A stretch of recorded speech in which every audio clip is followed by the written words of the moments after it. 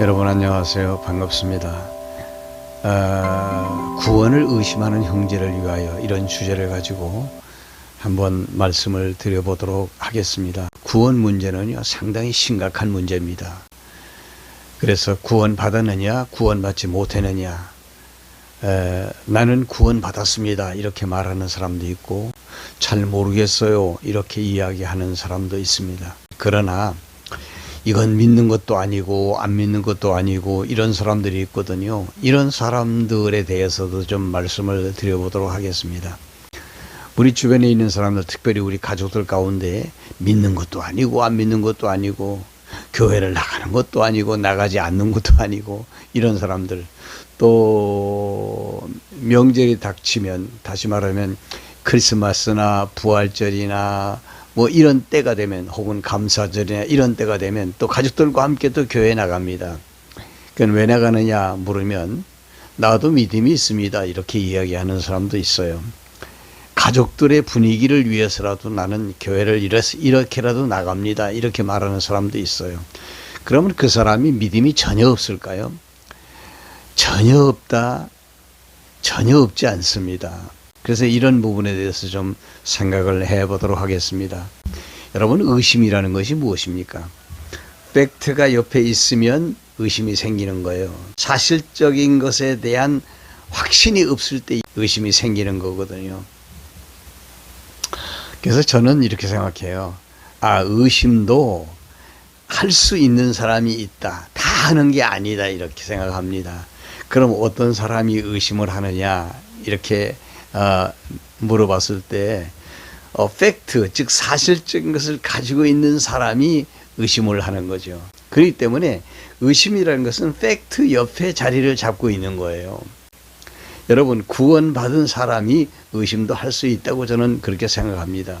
우리는 확신 속에서 신앙생활을 해야 되는 거 맞습니다. 그러면은 왜 구원이 흔들립니까? 구원이 흔들리는 이유는요, 몇 가지가 있어요. 그 첫째가 내 생각을 의지할 때 구원이 흔들려요. 내 생각은 아무 소용이 없어요. 엄마가 아기를 낳습니다. 자식입니다. 이 아이가 출생한 것에 대한 비밀을 가지고 있는 것은 어머니지 아이가 아닙니다. 이와 마찬가지로 우리가 기독교 진리에서 거듭남이 대단히 중요하거든요. 거듭남 그 자체가요, 구원이에요. 그 거듭남에 대한 이야기를 하실 수 있는 분은 성령이시고요. 왜? 성령이 거듭나게 하셨으니까. 그리고 하나님이십니다. 예수 그리스도예요. 그분이 우리가 거듭난 것, 중생한 것에 대한 비밀을 가지고 계시는 거지 내가 가지고 있는 것은 아닙니다. 그렇게 보면은 거듭남에 대한 진리는 하나님 편에 속한 것이죠. 내가 신앙이 좀 더 성숙해져서 내가 거듭난 사람이구나 하는 것을 깨닫는 것이지, 그 거듭남에 대한 그 자체의 그것은 하나님께서 가지고 있는 비밀이에요. 여러분, 그렇게 생각 안 하십니까? 맞습니다. 그런데 내가 거듭난 사실을 어떻게 알 수 있느냐, 가장 중요한 거예요. 내 생각을 의지하면 안 됩니다. 내 생각이 중요한 게 아니에요. 그럼 뭐냐? 그 거듭남의 비밀을 가지고 계신 주의 성령의 역사하심이 중요한 거예요. 그것을 기록해 놓은 것이 뭐냐? 이 성경, 바이블이거든요. 그래서 우리는 이 구원에 대한 진리를 어디에다 확고하게 뿌리를 내려야 되느냐면 성경에다가 확고하게 뿌리를 내려야 됩니다. 내 생각이라고 하는 것은 결코 중요한 것이 아닙니다, 여러분. 그래서 내 생각 조심해야 되고요. 육적인 생각, 그거를 육체의 정욕이라고 합니다. 이것이 우리를 방해해서 의심을 일으키기도 하죠. 그리고 또 하나는 뭐냐면 사단은 하나님의 악한 일꾼입니다. 그놈이 내 신앙생활을 적지 않게 방해를 하거든요. 사단의 방해가 있어요. 이것도 의심입니다. 그래서 의심이라고 하는 것은 불완전이거든요. 그 다음에는 이제 마치 바다의 파도와 같은 거예요. 파도가 일어나면 내가 배 위에 있을 때 배를 흔들거든요. 이런 겁니다. 그러니까 좋은 건 아닌데 의심이 생기면 우리의 삶에 불안정이 찾아오게 됩니다. 그리고 그것은 곧 공포로 이어지게 되죠. 좋은 거는 결코 아닙니다.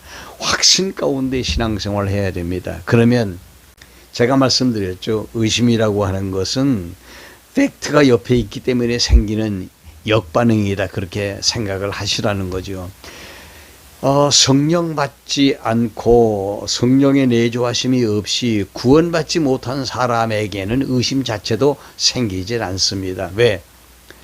구원받지 못한 사람은 영적인 욕구나 반응이 일어날 수가 없기 때문에 그렇습니다. 영적인 욕구가 일어난다, 영적인 반응이 생긴다. 그것도요, 무엇인가 살아있어요. 생명이 있어요. 성령이 그 안에서 영적인 욕구를 일으켜요. 너는 구원받은 사람이다. 끊임없이 가르쳐 주셔요. 그런데 내 생각으로는 나는 구원받지 못할 수도 있다 하는 불안감이 생기는 거죠. 이거 아닙니다. 그래서 여러분, 의심도 구원받은 사람에게 일어나는 것이라 저는 그렇게 생각합니다. 그러면 의심이 생겼다고 해서 의심하는 사람이 구원받지 못했다 이렇게 단정하는 것은 또 옳지 않은 것이지요. 안 그렇습니까, 여러분? 혹시 의심이 드시는 분이 계셔도 그거 두려워하지 마십시오. 그것 때문에 염려하지 마십시오. 그 의심도 아무나 생기는 의심이 아닙니다. 구원받지 못한 사람은 의심 그 자체도 없습니다. 제 말 조금 이해하셨습니까? 제가 하나 예를 들어서 이야기를 해보죠. 구약 시대에 이스라엘 백성들이 애굽에서 탈출해 나올 때 그 나오기 직전입니다. 나오기 직전에 하나님께서 바로에게 마지막 큰 재앙을 내립니다. 그 재앙이 뭐냐면 장자를 죽이는 재앙이에요. 그 마지막 10번째 재앙이거든요.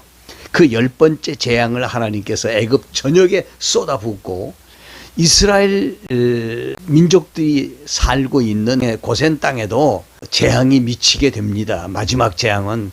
그래서 그 재앙이 미치지 않게 하려고 모세가 무슨 얘기를 하는가 하면 오늘 밤에는 하나님의 무서운 재앙이 이 애굽 전 지역에 임할 것이다. 그런데 그 재앙이 미치지 못하게 하는 그 재앙을 받지 않는 방법이 있다. 그걸 가르쳐 줄 테니까 모두 이스라엘 집 사람들은 그렇게 해라. 오늘 저녁에는 양을 잡고 혹은 염소를 잡아서 피를 대야에다 담아가지고 우슬초를 가지고 그걸 찍어서 대문에다가 발라라. 이렇게 얘기했습니다. 그러면 오늘 저녁에 장자를 죽이는 재앙이 임할 것이고 가축도 처음 난 것은 다 죽는다. 좌우간 첫 태생은 다 죽게 될 것이다. 그러나 피를 바르는 집은 하나님의 재앙의 사자가 그냥 지나가고 넘어가게 될 것이다. 이것이 6월절에 넘어간다. 오버패스. 넘어가는 6월절의 첫 절기가 될 것이다. 그래서 이스라엘 백성들이 첫 번째 6월절을 맞게 되는데 그 6월절의 의미는 재앙이 넘어간다는 의미예요. 그러면 여러분 한번 보세요. 이스라엘 백성들 가운데 어떤 사람은 아이고 참 뭐 피 바른다고 무슨 뭐 효과가 있겠어. 그러나 그냥 발라보자 하고 몇 방울 찍어 놓은 사람도 있을 것이고 아니야 그러면서 그냥 갖다 매대기를 칠해 놓는 그런 사람도 있을 것입니다. 그리고 또 한 사람은 그래 지금까지도 모세를 하나님께서 이스라엘 백성들의 지도자를 보내주셔서 그분의 말은 하나님의 말씀이야. 그러니까 우리 갖다 바르자. 우리는 이 재앙과 관련이 없게 되지. 감사하다. 그렇게 바르는 사람도 있었을 거 아니에요. 그러면 몇 방울 튀겨놓은 집은 천사가 아이고 이거 피가 조금 묻었네 하고 들어가서 장자를 죽일까요? 이런 이야기입니다. 그러니까 한 방울이 묻었어도 천사는 그 집을 그냥 지나갑니다. 성경은 예수 그리스도를 보내기 위해서 구약 4000년의 역사를 하나님이 섭리하셨다는 기록을 가지고 있어요. 예수 그리스도의 십자가의 구속은 나와 직접적으로 관련이 되어 있는 거거든요. 인류 역사의 창조로부터 종말에 이르는 역사의 중앙에 예수 그리스도의 십자가와 부활이 우뚝 서 있거든요. 그러면 그것이 나와 관련이 없느냐? 아니에요. 나와 관련이 있습니다. 그래서 예수 그리스도의 십자가와 부활 사건을 나와 관련이 있는 것으로 생각하기 때문에 과연 그럴까 하고 의심이 생기는 거거든요. 예수 그리스도의 십자가와 부활 사건은요, 팩트입니다. 사실입니다. 거기에 대한 기록이 어디에 있느냐? 이 성경에 기록이 되어 있는 거예요. 혹시 의심하는 형제 여러분, 우리가 확신을 갖기 위해서는 성경의 팩트에 대한 근거를 찾아야 됩니다. 그렇기 때문에 교회에서 성경 공부하는 타임이 있으면 참석을 하시기 바랍니다. 그래서 성경에 근거를 둔 신앙, 이것은 확고한 신앙이 될 수가 있습니다. 걱정하지 마십시오. 의심할 수 있습니다. 예, 의심은 확신 속에 포함되어 있는 거라고 저는 그리 생각합니다. 피 한 방울이면 어떻습니까? 나는 예수님을 10% 믿어요. 20% 믿어요. 50% 믿어요. 100% 믿어요. 100% 믿으면 너무 좋은 거죠. 그러나 10%의 팩트를 가지고 있고 90%의 의심을 가지고 있어도 저는 그 사람 구원받는 사람이라고 생각을 합니다. 하나님의 택한 백성으로서 예수 그리스도를 전해받았으면 그때부터 씨앗이 떨어진 겁니다. 그 씨앗이 아직 보이질 않는 거예요. 때가 되면 싹이 나고 움이 터서 가지를 뻗고 열매를 맺게 되는 거죠. 공간이 필요하죠. 가장 중요한 건 뭐냐 하면 성령이 내 안에 계시느냐 안 계시느냐 하는 겁니다. 주의 성령이 내 안에 계십니다. 그러나 내 영혼은 아직 성숙하지 않습니다. 그러면서 성령이 끊임없이 우리의 영혼을 양육하십니다. 성령으로 아니하고는 절대로 예수를 구주라고 고백할 수가 없습니다. 성령이 너희 안에 계시지 않으면 너희는 그리스도의 사람이 아니라, 이렇게 말씀하시고 있죠. 이런 말씀들은 성령의 내주를 가르쳐 주시는 거죠. 예, 성령이 우리와 함께 하시면 우리의 영혼이 성숙한 단계에 이르기 위해서 양육을 받습니다. 가장 낮은 단계의 양육, 이거는 믿음으로 이야기하자면 초보적인 믿음입니다. 당연히 여기에는 여러 가지 일들이 발생할 수 있게 되겠죠.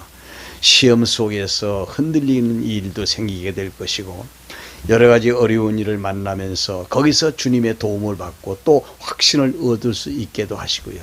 그리고 성경 말씀을 더 깊이 연구하는 가운데 거기서 더 확신을 얻게 되는 경우도 있을 것이고, 다양한 방면에서 성령은 우리를 이끌고 가십니다. 성령은 뭡니까? 진리의 신이십니다. 진리의 영이신 성령이 우리로 하여금 깨닫게 하시는 것, 진리 자체이신, 나는 길이요 진리요 생명이라고 하시는 예수 그리스도를 잘 알아가고 믿게 하시는 역사를 해 가시는 것이기 때문에 두려움 없이 신앙생활을 하시기를 바랍니다. 안심하시고 오늘도 성경을 한번 열어보시죠. 오늘은 여기까지 하겠습니다. 대단히 감사합니다. 오늘도 주 안에서 승리하시기 바랍니다. 좋아요 버튼 꼭 눌러주시기 바랍니다. 고맙습니다. 감사합니다.